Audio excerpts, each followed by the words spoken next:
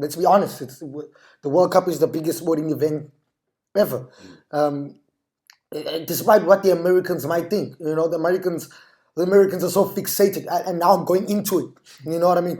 The Americans are so fixated with America that they think, they believe that we're a shithole country, and those countries that you're speaking of and you mentioned are shithole countries, and forgetting that the impact that this game has as a globally.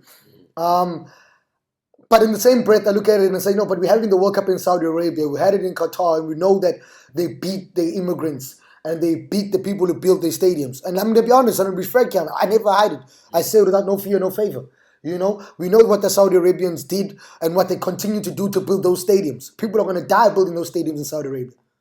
You know what I mean? And we're still going to go to that World Cup. So America has its bad, its shit is that it's anti-immigratory at the moment, and that's the rhetoric that it has. But it's the same breath. They have the Arab countries have their problems. We have our problem. We had our problem with crime.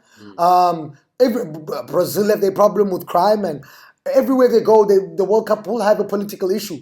And as long as they keep lining up the pockets, going for the highest bidder, then we're always going to have these problems. So in that sense, I don't think it's a problem.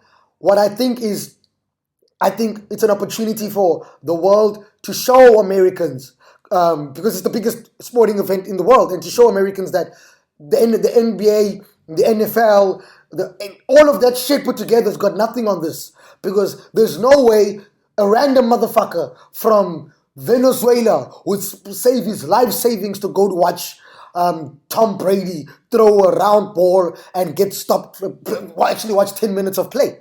You know what I mean? This is the pinnacle of sport, and to actually show Americans that this is actually the biggest thing in the world, not what Americans see. And it's also going to put football in American eyes. They're going to stop calling it soccer.